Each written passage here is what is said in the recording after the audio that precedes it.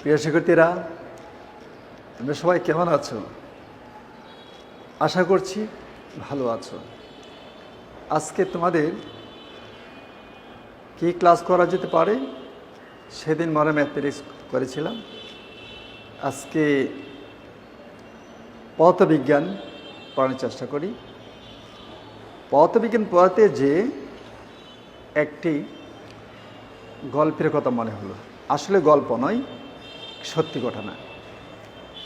ঢাকা বিশ্ববিদ্যালয়ের প্রফেসর সত্যন বোস, উনি ঢাকা বিশ্ববিদ্যালয়ের পদার্থবিজ্ঞান বিভাগের ডিপার্টমেন্টাল প্রধান ছিলেন। সার্বক্ষণিকভাবে উনি ক্লাসে বাইরে সবসময় তার একটাই চিন্তা, পদার্থবিজ্ঞান, বিজ্ঞান নিয়ে চিন্তা, কীভাবে বিজ্ঞানের খুঁটিনাটি রহস্য বের করা যায়, কীভাবে অণু, পরমাণু, কণা এগুলির মধ্যে কী সম্পর্ক, সৃষ্টি রহস্য, সার্বক্ষণিক ওরা মাথায় কি একটি গোরপা খেত। তো একবার ওনার মেয়ে বায়না ধরেছিল যে তার বান্ধবীরা সিনেমা দেখে, বাবা আমাকে একটি সিনেমা দেখাও। তো এখনকার যুগে যে মিডিয়ার যে প্রভাব, বিনোদনের যে প্রভাব, মোবাইল, টেলিভিশন, রেডিও, টিভি, এই যত বিনোদনের সামগ্রী আছে, ইন্টারনেট আছে, ইউটিউব আছে, আগে তো এগুলি ছিল না। বিনোদনের একটাই সর্বোচ্চ মাধ্যম ছিল সিনেমা। সেটা ছেলে বুড়ো সবাই মোটামুটি দেখত। তো সেই লক্ষ্যে সত্যেন বসু চিন্তা করলেন, ঠিক আছে, এই মেয়েটা একটি মাত্র বায়না ধরছে, এইটা ফিল আপ করে যেতে পারে, মেয়ে বাবা সিনেমা দেখবে। উনি রওনা দিল। রওনা দেওয়ার পরে যখন সিনেমা হলের কাছাকাছি গেলেন, তখন পকেটে হাত দিয়ে দেখেন মানিব্যাগ নেই। মানিব্যাগ নেই। তো মেয়েকে বলল, মা তুমি একটু দাঁড়াও, আমি মানিব্যাগটা নিয়ে আসি। মানিব্যাগ নিয়ে এসে অর্থাৎ মানিব্যাগ নিতে যেয়ে এসে ঘরে ঢুকলেন, মানিব্যাগটা বের হঠাৎ করে তা পদার্থবিজ্ঞানের একটা বিষয় মাথায় ঢুকলো। উনি অঙ্ক কষতে শুরু করলেন, গবেষণা করতে শুরু করলেন।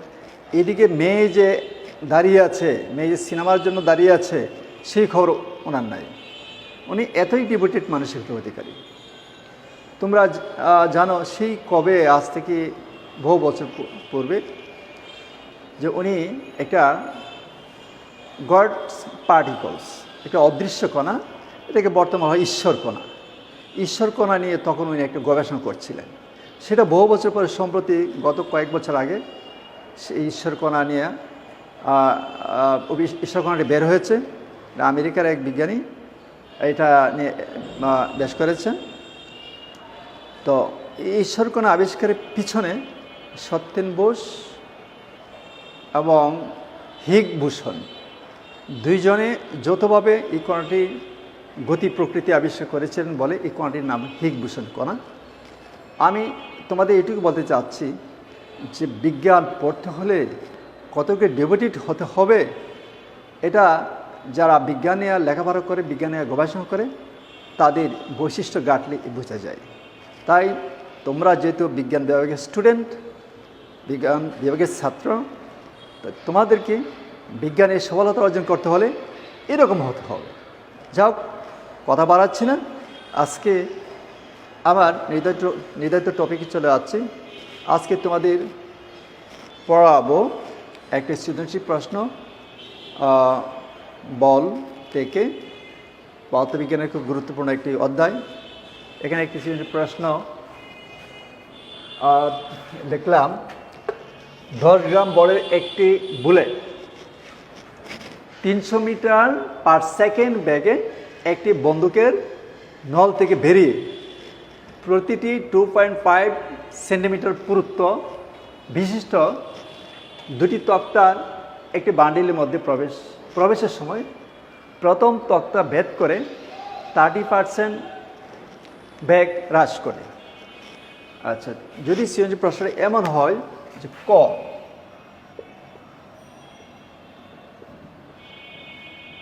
ঘর্ষণ কি? খ,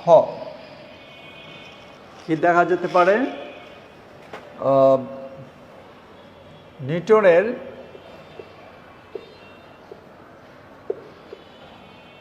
গতির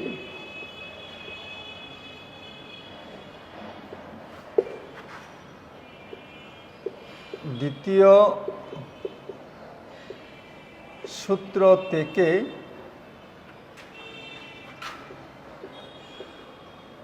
প্রথম সূত্রটি কি প্রতিপাদন সম্ভব? সূত্রটি কি পাওয়া সম্ভব?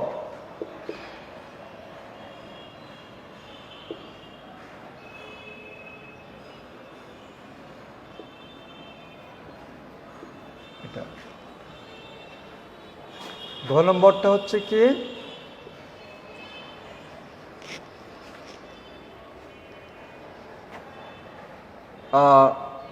বাধা দানকারী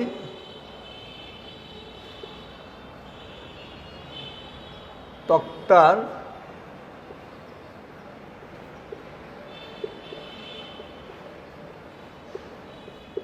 বাধা দানকারী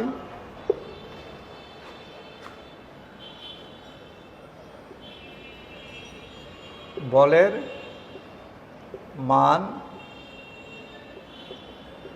নির্ণয় করো।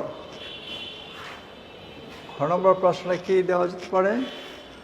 যে দুটি তক্তায় কি ভেদ করতে পারবে? দুটি তক্তায় কি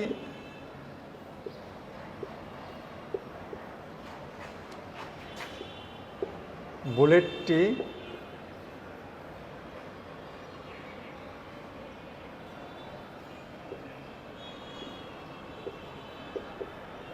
ভেদ করতে পারবে?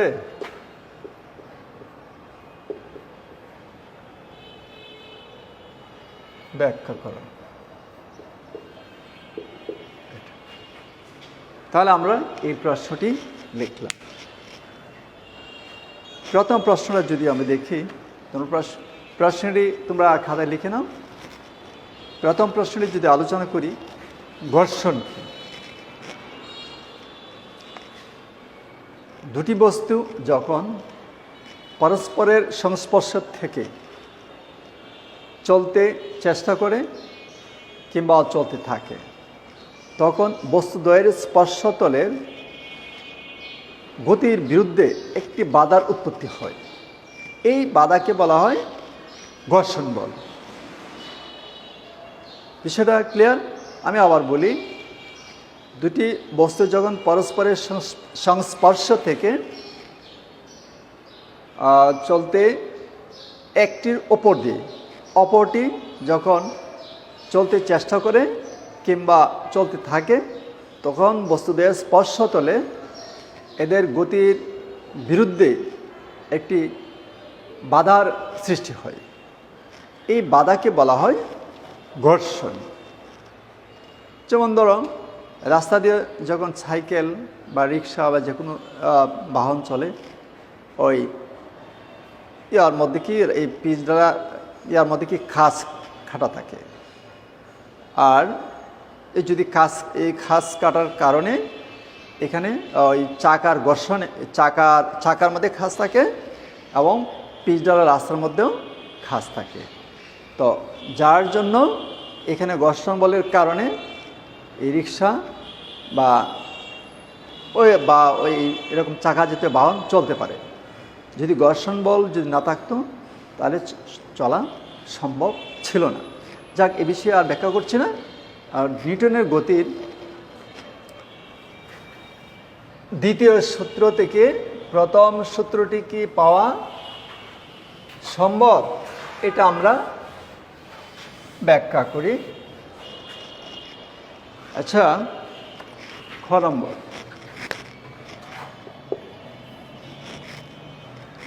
নিউটনের গতি প্রধান সূত্রটি কি? বাইরে থেকে কোনো বল প্রয়োগ না হলে স্থির বস্তু চিরকাল স্থির থাকবে, আর গতিশীল বস্তু চিরকাল সমদ্রতিতে চলতে থাকবে। এটা হচ্ছে গতির প্রথম সূত্র।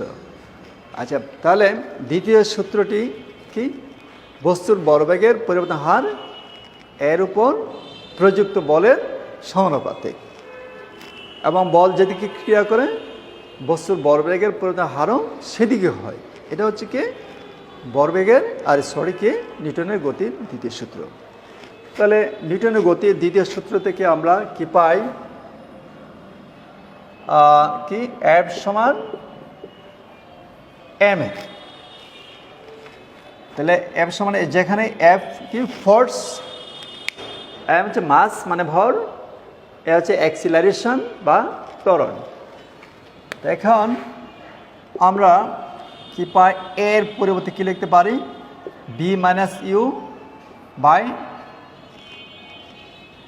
টি, v minus u by t. এটা হলো ত্বরণ এর মান। b হচ্ছে এখানে শেষ বেগ, আর ই হচ্ছে কি আদি বেগ, টি হচ্ছে টাইম মানে সময়। তাহলে আমরা এটাকে যদি আরেকটু সামনে আগাই, এফ বা F T M B minus U, এটা পাই না? এখন যদি বাহির থেকে বল প্রযুক্ত না হয় সেক্ষেত্রে কি হয়? এফ শূন্য হবে। বলে কি দাঁড়ায়? আমি একটু এদিকে লিখি, 0 ইন্টু টি সমান এম বি মাইনাস ইউ, বা 0 এম বি মাইনাস ইউ, বা 0 বি মাইনাস ইউ। কারণ কি এম নট ইকুয়াল টু 0, এটা তো মাস মানে ভর, ভর তো শূন্য হতে পারে না। তাহলে কি লিখতে পারি? ইউ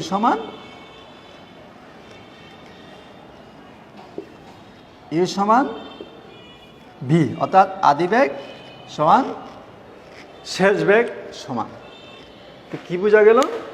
যে বাইরে থেকে যদি বল প্রয়োগ না হয় তাহলে কি বস্তুর আদি বেগ এবং শেষ বেগ সমান হয়। তার মানে কি বাইরে থেকে বল প্রয়োগ না হলে বস্তু যে অবস্থায় আছে সে অবস্থায় থাকবে। এ থেকে নিউটনের গতি প্রথম সূত্রটি পাওয়া যায়। তাহলে নিশ্চয়ই বিষয়টা ক্লিয়ার হয়েছে। আমরা নেক্সট প্রশ্নে আমরা চলে যাই।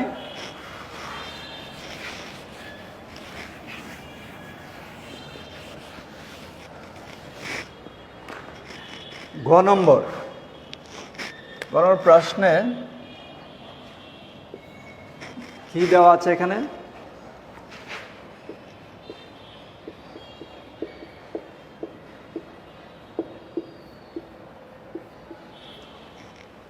দেওয়া আছে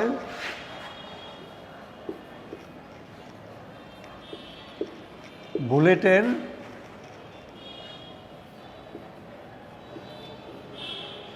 আদি বেগ ইউ সমান 300 metre per second.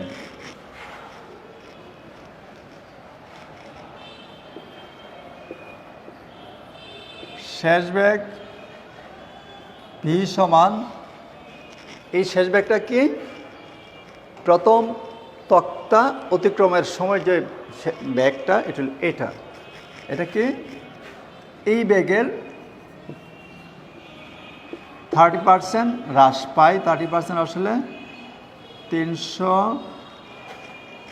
Metre per second এর 30% মাইনাস করে দেবেন। তাহলে কি হয়? 300 বিয়োগ 100/30। আমরা একসাথে নিলে ms ইনভার্স 1 করলে কত থাকবে? 90, মানে 210 মিটার পার সেকেন্ড শেষ বেগটা। বুলেটের ভর কত? ভর m সমান 10 গ্রাম, এটাকে কিলোগ্রামে নিলে 1000 দ্বারা ভাগ করতে হবে।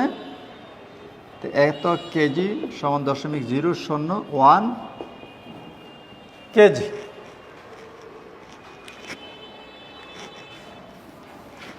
তাহলে তোমরা এই বিষয়গুলি দেখেছ।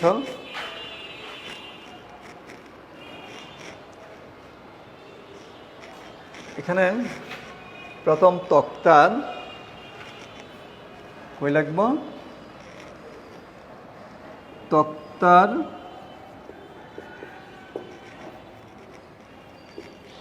প্রথম তক্তার পুরুত্ব S সমান 2.5 সেন্টিমিটার। এটাকে মিটার নিলে 2.5 10⁻⁻² এত মিটার।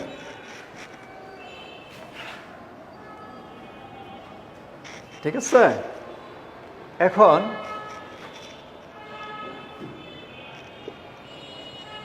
যদি বুলেটের ত্বরণ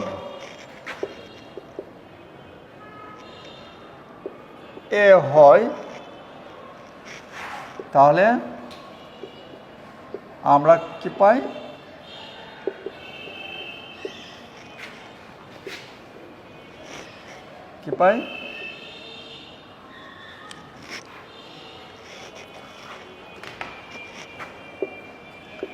ভি স্কোয়ার সমান ইউ স্কোয়ার প্লাস 2s। আচ্ছা, এখন বা এটা এভাবে লিখি, ইউ স্কোয়ার প্লাস 2as সমান ভি স্কোয়ার, বা 2as সমান V square minus U square, বা S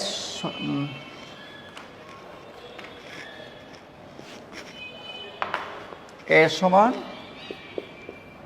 B square minus U square by 2s।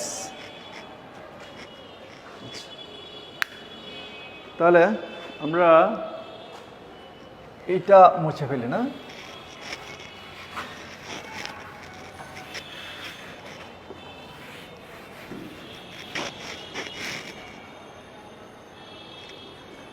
আমরা এটা একটু উপরের দিকে চলে যাই, এখানে লিখি,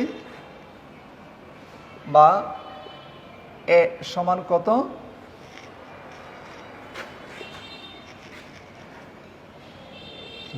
ভির মান কত, 210 metre per second, whole square, ইউর মান 300 metre per second whole square, 2s, S এর মান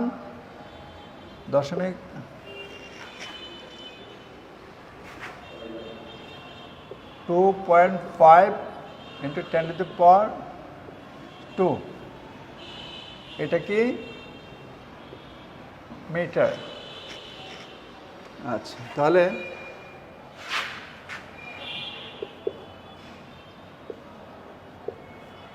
কি হবে, কোন করলে 5 into 10⁻²,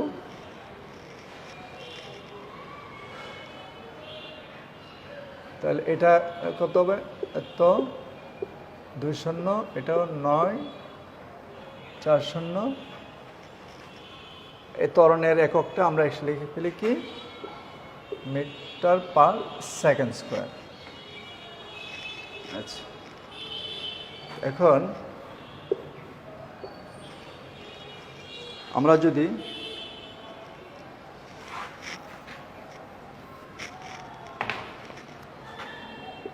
কি হবে, এটা মাইনাস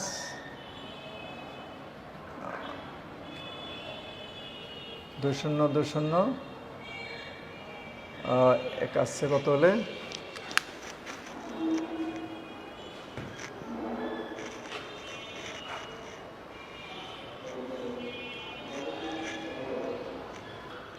1 minus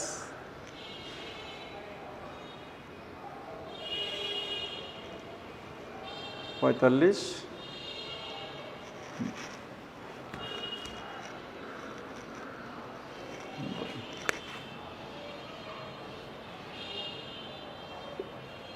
করে রাখা যায় আছে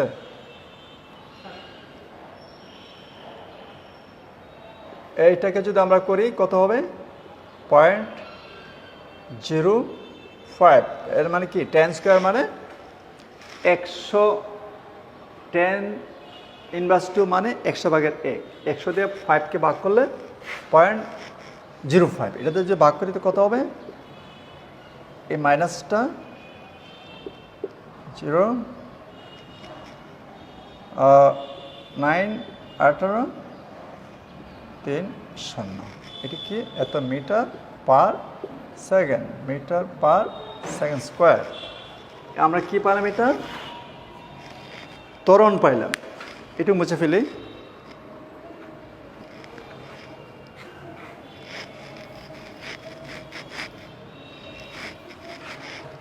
তাহলে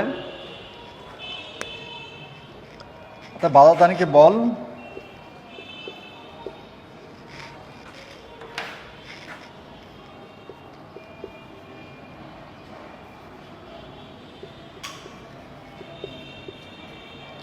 বল F সমান কি m এটা আমরা জানি m এর মান কত m এর মান 0.001 কেজি আর a কত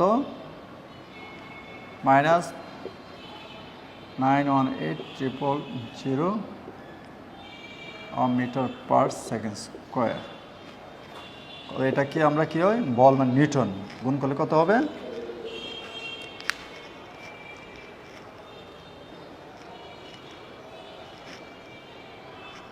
গুণ করলে হবে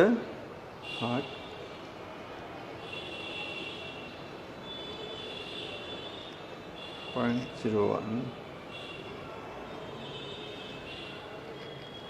9180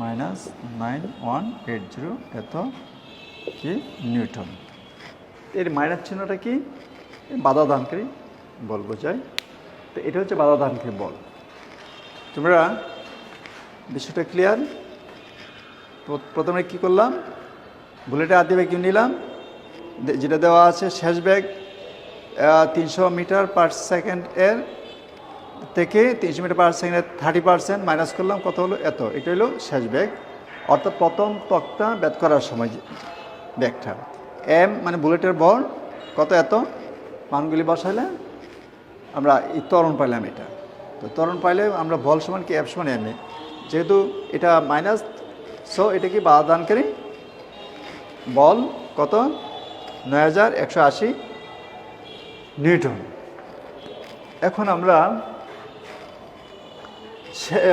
ঘ নম্বর প্রশ্ন থেকে যাই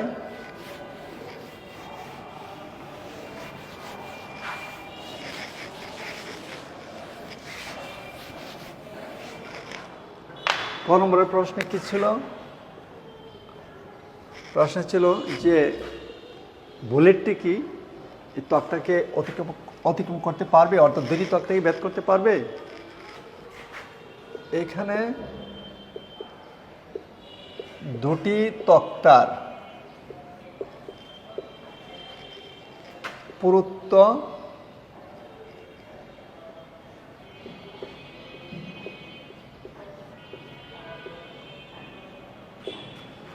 আমি ধরে নিই S1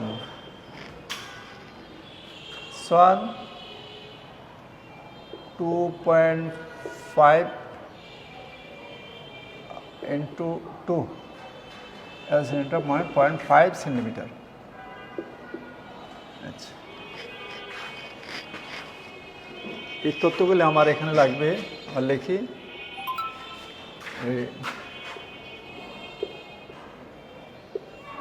বুলেটের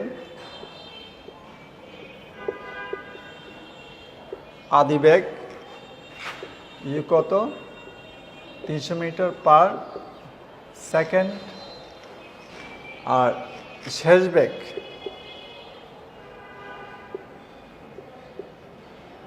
বেগ ভি প্রাইম ডি কত 0 মিটার পার সেকেন্ড।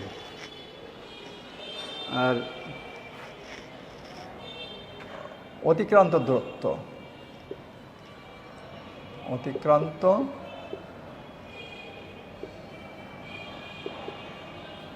দূরত্ব S2, এটা আমরা বের করি। তাহলে আগের সূত্র অনুযায়ী আমরা পাই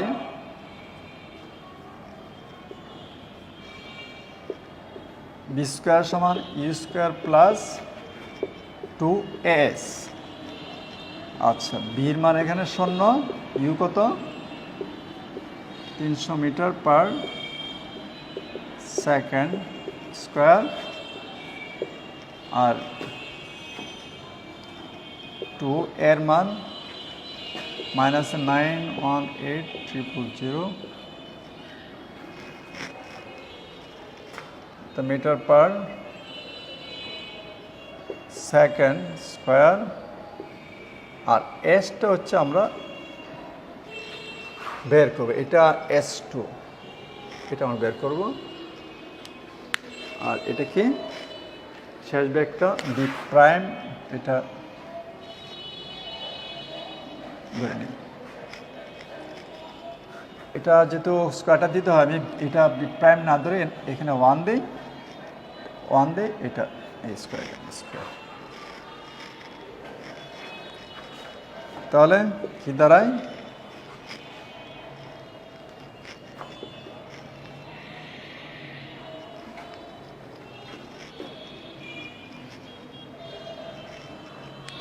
করলে কত হবে?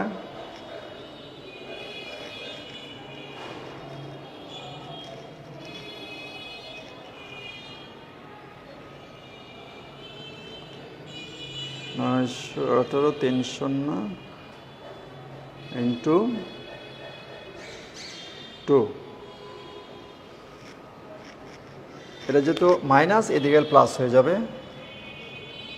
1836,000 এটা কত হবে? 4 শূন্য। আমি বাদ দিলাম এগুলি। এটা হচ্ছে কি সরণ, সেটা ভালো করে লিখি। কি বের করবো আমরা? S2 বের করব, বা S2 কত?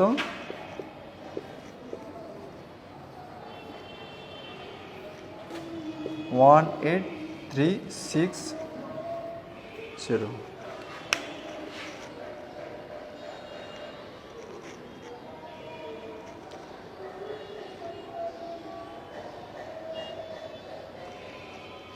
নাইন ভাগ 36 0।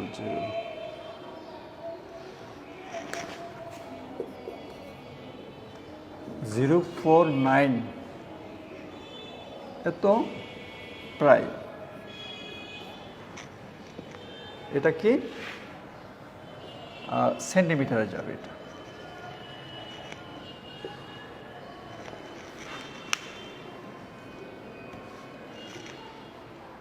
না, এটা কি মিটারে যাবে? একটু মুছে ফেলি।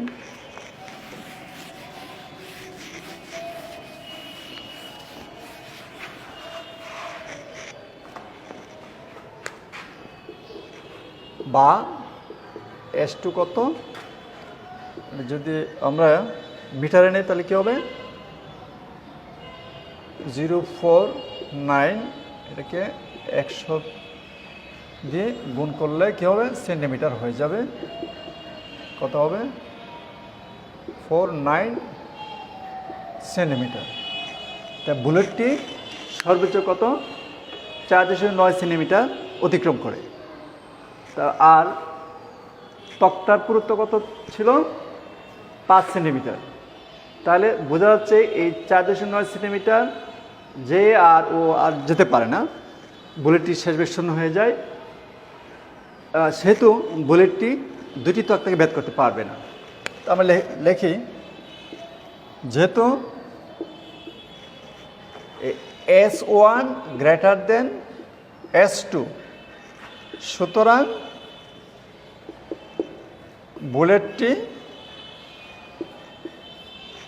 বুলেটটিকে উভয় তক্তাকে ভেদ করতে পারবে না। উভয় তক্তাকে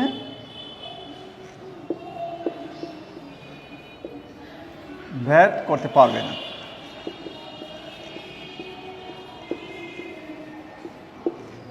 এই জাতীয় প্রশ্নগুলি পরীক্ষায় বেশ ইম্পর্টেন্ট।